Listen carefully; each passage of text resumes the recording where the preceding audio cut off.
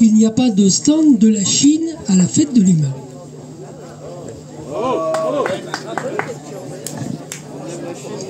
Autre question, s'il vous plaît. Après le passage du train, il vaut mieux venir au micro. Au micro, il faut venir au micro. Éviter par le fil.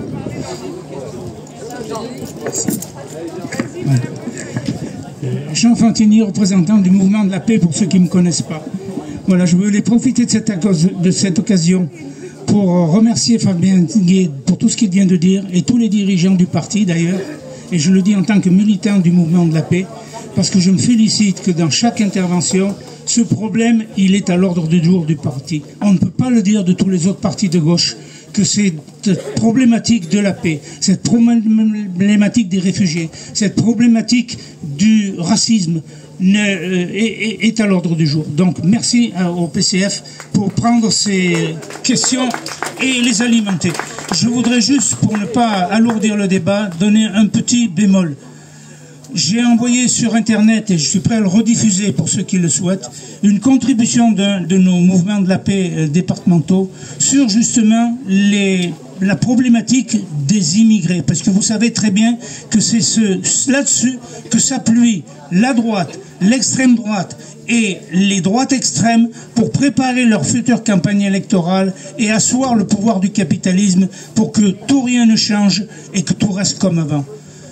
Dans les discussions, dans les présentations de cette problématique des immigrés, vient toujours le problème humain en premier. Je pense qu'en premier, il faut que nous mettions le problème économique. C'est-à-dire pourquoi les immigrés viennent en France. Parce que, comme tu l'as dit à un moment donné, ils fuient la guerre, ils fuient les persécutions politiques, ils fuient les assassinats et les tortures. Ils ne viennent pas ici pour manger le pain des Français. Ils viennent ici pour sauver leur peau et essayer d'alimenter leur famille. Et pourquoi? Parce que les grandes sociétés multinationales pillent tous ces pays du tiers-monde, l'Afrique en premier, que ce soit les extracteurs de l'uranium, les extracteurs du pétrole, les extracteurs des métaux rares, qui font ça en dépit du bon sens, parce qu'ils s'appuient sur la complicité des gouvernements, des potentats locaux, eux-mêmes soutenus par nos dirigeants politiques. Donc il faut qu'on dénonce en premier l'action de ces multinationales qui est profondément destructrice, écocide et anti-humanisme. Et après, effectivement, nous sommes prêts à discuter sur comment accueillir les immigrés, parce que c'est pas la solution non plus. En même temps que ces immigrés viennent en France, dont moi-même je me félicite parce que j'ai été soigné à l'hôpital plusieurs fois par des médecins africains, mais en même temps ce sont des matières grises qui manquent à leur pays pour pouvoir se développer normalement. Donc, n'oublions pas dans nos contributions de mettre ce problème de la dénonciation des entreprises capitalistes avant de parler du problème de l'humanisme. Merci en tout cas.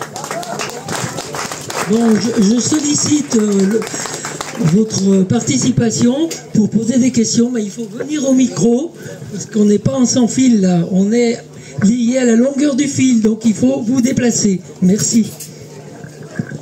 Vous avez sans doute des questions qui vous trottent dans la tête. Posez-les. Fabien ? Bon, je veux répondre sur les deux premières questions. Sur la Chine à la fête de l'humanité. Je suis le directeur de l'humanité qui dit aux camarades chinois qu'ils ne tiendraient plus de stand à la fête. Et je l'assume. Et je sais qu'ici, il peut y avoir des désaccords. Et ce n'est pas grave. Mais moi, je l'assume. Et je vais même vous dire autre chose, c'est que je l'ai tellement assumé que je viens de conduire, j'en ai pas fait état, une délégation de l'humanité en Chine pour aller leur dire qu'ils ne viendraient toujours pas à la fête.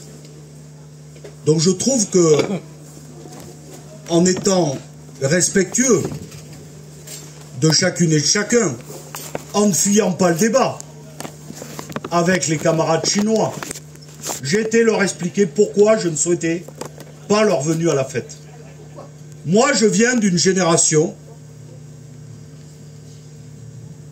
qui est tombée dans le communisme comme Obélix j'en ai le même gabarit, est tombé dans la potion magique. C'est-à-dire, mes deux parents sont membres du parti, l'ont été. Je suis du combat social plus que viscéralement attaché. Les deux pieds dans la glaise. Un dans le monde ouvrier, d'où je viens.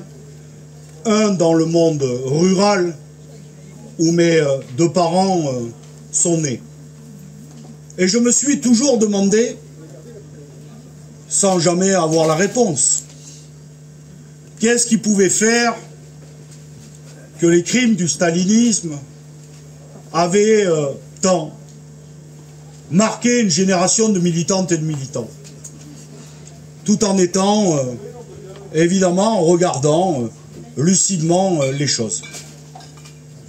J'ai des points d'accroche avec les camarades chinois, et puis des points de débat sur ce qu'ils appellent le capitalisme à la sauce chinoise, ou le communisme, pardonnez-moi, à la sauce chinoise. Mais je crois qu'on ne peut passer sous silence les crimes contre le droit humain et le droit des peuples, dont les Ouïghours, dont il serait aujourd'hui absolument insupportable de dire que ce n'est pas vrai.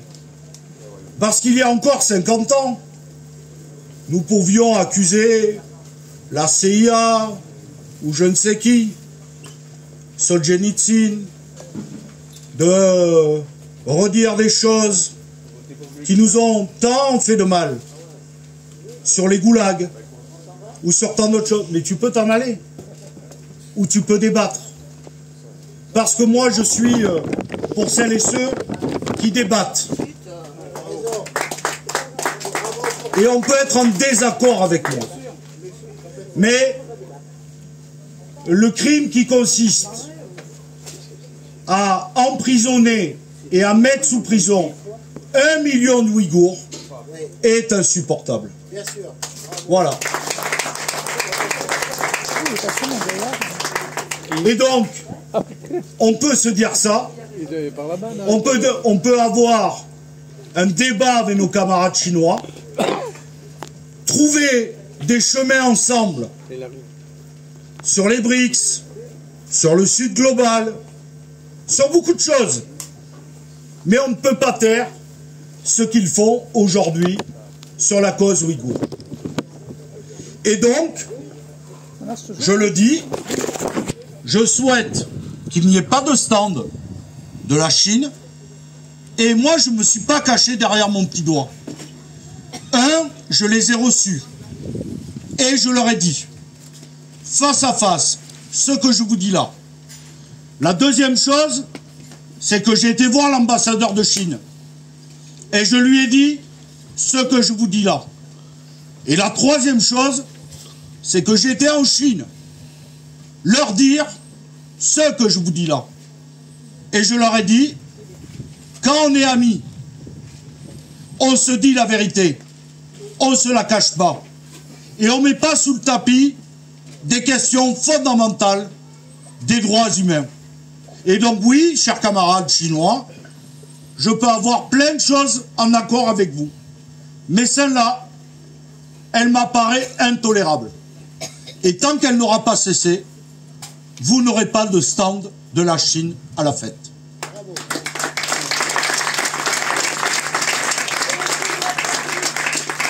Et je sais, en disant cela, que beaucoup de camarades m'en veulent, que beaucoup de camarades ne comprennent pas, que beaucoup m'interpellent. Et d'ailleurs, le copain qui m'a posé la question, merci de me l'avoir posée, était venu me la poser tout à l'heure. Et je t'ai dit quoi?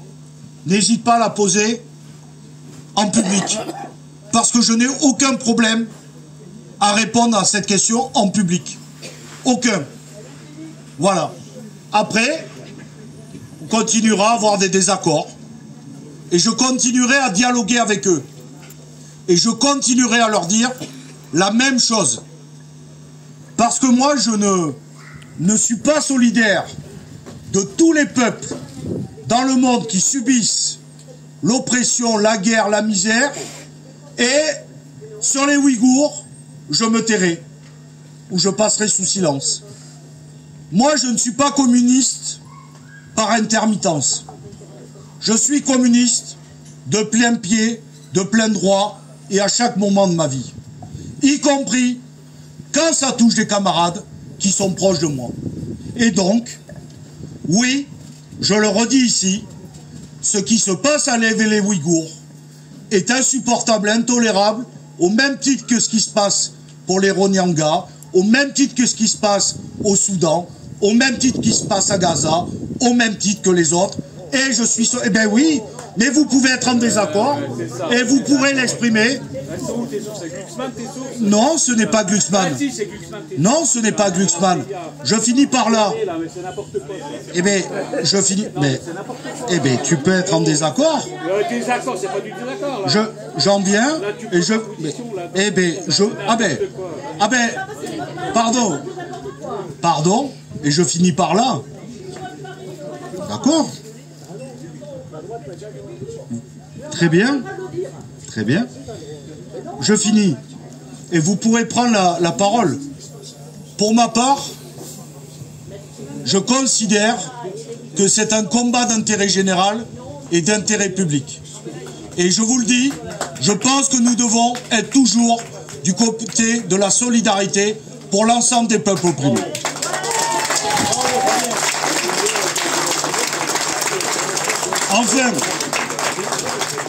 Enfin, et juste pour pas polémiquer, moi je ne suis pas... Attendez. Moi, vous savez, je viens d'une génération qui n'est pas celle de Twitter, du clash et de la petite phrase. Je suis pour qu'on argumente, point par point, chaque prise de décision que nous prenons. Eh bien, j'en viens. J'en viens. Glucksmann, moi je ne suis pas du... On ne peut pas m'accuser d'être du côté Glucksmann. Mais quand 27 médias internationaux, 27, pas un, 27, dont le New York Times, dont... Mais si, pardon, dont 27 médias internationaux ont documenté à travers beaucoup de sources, notamment les Paradise Papers, notamment beaucoup de choses, ont démontré la vie des camps dans les Ouïghours, à l'heure où on est aujourd'hui, avec on ne peut pas faire comme si ça n'existait pas, que ça vous plaise ou non. Et donc, je le redis, on peut avoir un désaccord, mais moi ma position est telle qu'elle est, et tant que je serai directeur de l'humanité, il n'y aura pas de stand de la Chine, mais il y aura des délégations chinoises pour continuer à discuter, mais pas un stand de la Chine où nos ennemis se gargariseraient qu'on invite des gens qui enferment des gens dans des camps. Enfin, juste un mot sur le mouvement de la paix.